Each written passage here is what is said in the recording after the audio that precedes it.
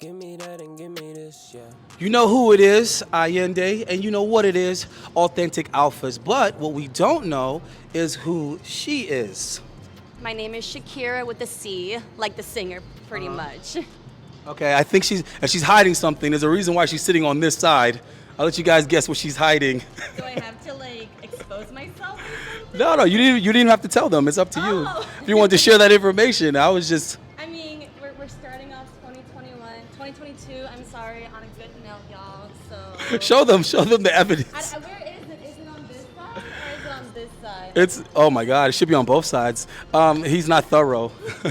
He's doesn't biased. like to hide. He's biased. Well, okay. So let me tell you what happened real quick. Just a little bit of context. So I'm minding my business. I'm trying to go and get my workout on, and I passed this beautiful young lady, and I said, "Oh my God, is someone choking this poor girl? What happened?" So I was thinking, do you need help? You know what I'm saying? Are you being abused? No, I'm joking, guys. But anyway, what made me want to speak to the young lady is I thought, you know what? Personally, I haven't given a hickey since I was a teenager. So I said she must be dating young guys, and if she's dating young guys, maybe she's a young lady. And I'm out here looking to see if there's any young girls that are still good girls. So I had to investigate, guys. I'm on my shit, okay? I'm cracking the case, all right? Bruce Wayne has become Batman, the greatest detective in the world. So we want to know, are there still young good girls out there? Yeah, absolutely. I think girls are kind of misunderstood in a sense where people automatically assume, we kind of want the bad guys, we don't want the good guys, but that's not true. We still want guys that can treat us really well, and we don't want to be abused or whatnot. We like to be taken care of. Chivalry is still a thing in my opinion. So there's definitely good girls out there. You just got to look for them. Well, let's start with this because we didn't get your age yet. How old are you? I am 24. And where are you from originally? I'm from Miami, Florida, born and raised. Oh shit, Miami, born and raised. Okay, and your background? So both of my parents are Cuban, but I was born here, so I'm first generation Cuban American. Interesting. I've always liked Cuban girls, man. Yeah, we know how to have a lot of fun. Yeah, and then a lot of times they have bad reputations, but I've met all type of Cuban girls, man. Some of them are freaks, some of them are for the streets, but I've met a lot of nice Cuban girls too, so I don't. I'm one of the nice ones, I hope so. Well, that's what we're here to find out. So, okay, how old is your boyfriend or the guy that you're having so much fun with? He just turned 31 years old. Okay, so you don't date guys your age, or is this out of the norm for you? I dated guys my age before, but for some reason it just happened the way it happened, where the guys that I've been meeting have been older than me. But I've dated younger guys before. See, now this is the part that I find a little bit interesting. So when you say the guys that you have been meeting, I'm assuming that you're talking about the guys that have been approaching you. The guys that come and talk to you tend to be a little bit older. Yes, that is correct. Now, why do you think that is? Maybe it's the vibe that I give off. I feel like I'm a mature person, so I feel like I attract more mature people. And I'm not saying that, age has to do with maturity or anything like that, but they just so happen to be older than me, and they're mature in my opinion, so I feel like I attract those kind of people, so I feel like that's why it works out the way it works out. Okay, so but what about the younger guys, though, or guys that are closer to your age? Well, those guys, we just happen to meet in certain circumstance. For example, the people that I dated two younger guys before, and I met them both in school. When I used to go to school at Miami-Dade College or back at my old high school. You just meet those people in certain age demographics, and they just happen to be they weren't too young. They were 1 year younger than me. So basically what happens is you met them because of proximity. And they have seen you more than once before you guys actually spoke to each other.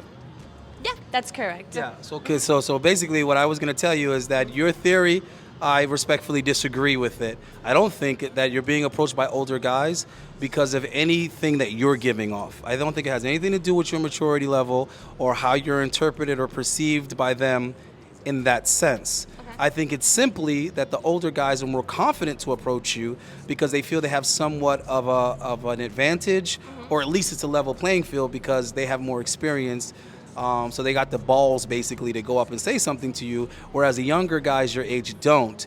So when you do meet younger guys your age, it's because they've already come in contact with you, seen you before, and Yeah. they've mustered up, enough, casual talk about nothing to then be like, oh, hey, would you like to go out sometime or whatever. They had to warm up to it. They're not necessarily just going to see you and say, hey, I'm 24 years old. I see this girl. I'm going to go up there and talk to her. Right? So it's not an instantaneous thing.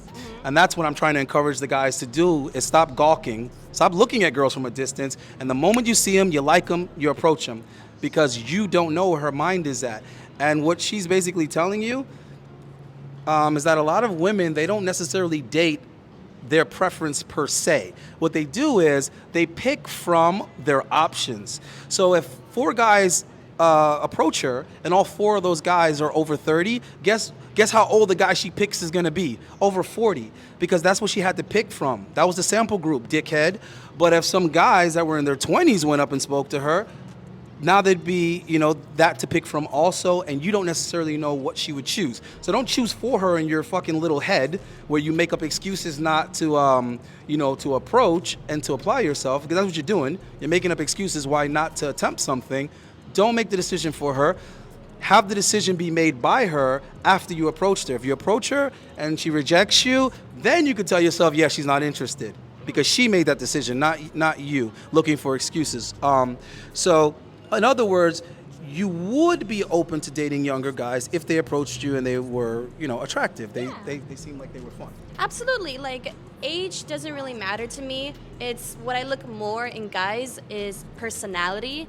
I look for empathy. To me, like, it's really important for a guy to be really empathetic, because when we're communicating, or like, for example, when we're arguing, or whenever we have disagreements, like, empathy is so important to me, because that's where understanding like comes about. So I really care about that. I really care about, the way we communicate. It's all about on the inside for me versus on the outside. Like, don't get me wrong. Like, I have to be like physically attracted to you, like on some personal level. But like, if we're thinking about long term, it has to be like what's on the inside for me. So what are the qualifications for the short term? Short term, as in like a one night stand or like a fling. Well, that's extremely short. Yeah. And I don't have one night stands because if I'm there once, trust me, she's gonna want me to come back again. Yeah, I'm just saying. I mean, the thing is, to me personally, I'm not speaking on behalf on any other girls, but like whenever I date somebody, I'm looking for something long term. I'm not looking for something short term, only because I don't want to waste your time. I don't mind going on dates and like having fun with you, but like, honest to God, like, I'm 24 and I do want to get married in the future. I do want to have kids. What age you want to get married by? 30, 31. That's way too old. You think so? I don't know. Obviously I want to get married sooner, but I'm thinking maybe by 31 I already want to have kids, just so like. So you would have to be married a couple of years prior to that. Like 29 or 28 maybe. Or 25 or 26 when you're the most valuable to your future husband. Yeah, that's true. Yeah. Okay, quit being selfish. All right, well, that all somewhat kind of makes some sense. But guys, don't listen to what she's talking about. If you want something short term, you can get it without lying. There are ways to have short term fun and experiences with women without lying to them and leading them on. A lot of them aren't going to tell you that they're looking for something short term. That's not necessarily something you need to be looking for. But that brings me back to my initial point. If you see it and you like it, approach it, because you never know. So let's try this. This guy that you're with now, that you're dealing with, so how does he treat you? How would you describe the way that he treats you? And also, can you give us some examples of dates? Like, where did he take you on your first date, or did you even have a first date? So what I really like about him is that he listens to me. So like, Listens or pretends to? he listens to me. Okay. So like, So he regurgitates the stuff that you say that lets you know that he actually was listening. So like, for example, I mentioned to him that I like comic books, and I like geek stuff. And I mentioned to him that I always want to go to Tate's Comics. It's up there in Sunrise, Florida. I've been. Who's your favorite comic book character? So when I say comic book character, I mean like manga. So like, Okay, you can say that. okay, I'm not too sure if people are familiar with it, but so I tell him that I like anime, manga, that I want to go to Tate's comic books. And like a few weeks later, he's like, "Oh, I'm going to take you on a surprise." And I'm like, "Okay, where is it?" And he doesn't tell me until we go to Tate's, and he's like, "Oh, like this is a surprise." And I'm like, "Oh my gosh, like you remembered that I told you that I really like manga and anime, that I wanted to come here." That's what I mean by that. Pause, innocence. pause, pause, time out. Timing out. Are you fuckers taking notes? You taking notes? Okay, just making sure. So paying attention to detail goes a long way with the ladies. And how much was the entry for this, if you happen to know? How much was the entry to the place that he took you? It's free 99. Like Exactly. So the impression wasn't made because of the cost. It was because of the value of the experience, because it's something that you personally were genuinely interested in. That's unique. And it also shows that he was listening. Did you guys get that? Did you write all that down? You can always rewind. On top of that, we were talking about like our favorite foods and our favorite drinks. I told him that, I love boba. And so after we left Tate's Comics, he took me out to get some boba because he knew that was like my favorite thing to drink. So it's all about listening. And that's how I know he was listening to me, because, he was showing it through his actions. And Did he make you feel special? yeah, it made me feel really special because it made me feel like what I was saying was valuable. And it was really nice.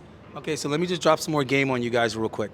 So now, when taking women on dates and going out with them, things like that, don't be the guy that's trying to impress the girl with like spending a lot of money, buying her something expensive or taking her somewhere expensive in the beginning, because that doesn't make her feel special.